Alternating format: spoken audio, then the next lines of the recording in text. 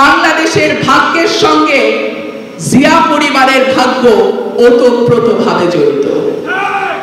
সেই কারণে যখন বাংলাদেশ খারাপ থাকে, বাংলাদেশের মানুষ কষ্টে থাকে, তখন শহীদ প্রেসিডেন্ট জিয়াউর রহমানের পরিবারও কষ্টে থাকে।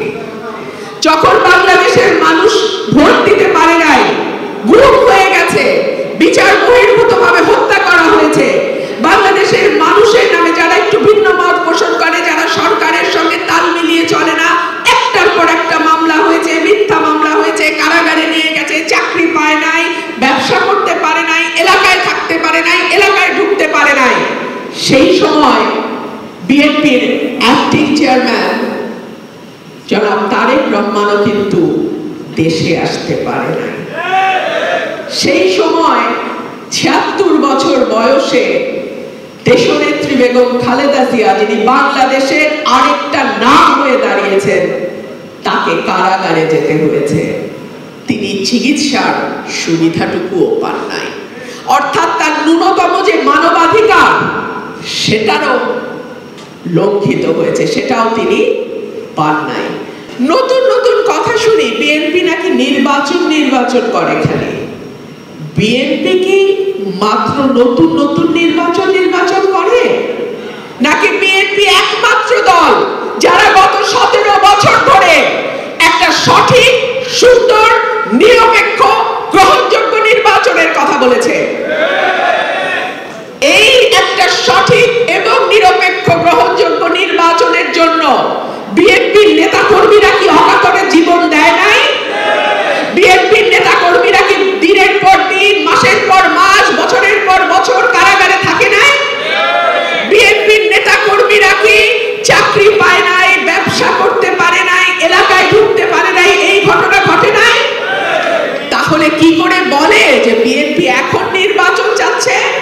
নো, বিএনপি গত 17 বছর ধরে একটা সুষ্ঠু নির্বাচনের জন্য লড়াই করেছে, এবং সে কারণে বিএনপির অ্যাক্টিং চেয়ারম্যান জনাব তারেক রহমান স্পষ্টভাবে বলে যে আমাদের সংগ্রাম, আমাদের লড়াই এখনো শেষ হয় নাই।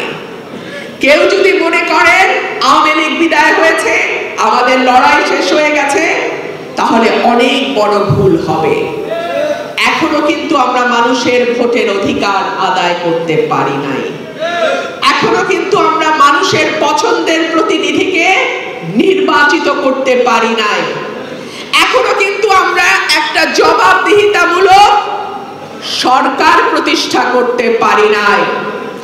এখনো বাংলাদেশ অনির্বাচিত অন্তর্বর্তীকালীন সরকারের হাতে আছে। সুতরাং যতদিন পর্যন্ত না বাংলাদেশে একটি সঠিক, সুন্দর নির্বাচনের মাধ্যমে একটি সরকারকে, আমরা নির্বাচিত সরকারকে আনতে পারবো, ততদিন পর্যন্ত আমাদের এই সংগ্রাম, এই লড়াই, এই যুদ্ধ অব্যাহত থাকবে। আপনারা কি আছেন আমাদের সঙ্গে? আমরা সকলেই ঐক্যবদ্ধভাবে হাসিনাকে যেভাবে দেশ থেকে পালাতে বাধ্য করেছি, ইনশাআল্লাহ মানুষের দাবি, গণমানুষের দাবি, তার পছন্দের প্রতিনিধি নির্বাচনের অধিকারের যে দাবি, সেটাও আমরা প্রতিষ্ঠা করে ছাড়বো ইনশাআল্লাহ। বলা হয় কেবলমাত্র সুষ্ঠু হবে যদি বিএনপি নির্বাচনে জেতে। বিএনপি কি একবারও বলেছে আমরা নির্বাচনে জিতবো, আমরা ক্ষমতায় যাব? একবারও বলেছে? তাহলে এই কথাটি বারবার কেন বলে যে নির্বাচনে জিতলেই তারা নির্বাচনে যাবে এবং বলবে সুষ্ঠু হবে? আমরা তো একবারও বলি নাই। তারা নিজেরাই জানে, প্রত্যেকেই তো কথা বলে, আশেপাশে লোকজনের কাছ থেকে খবর নেয়, সবাই জানে ন্যূনতম একটা সুষ্ঠু ভোট যদি হয়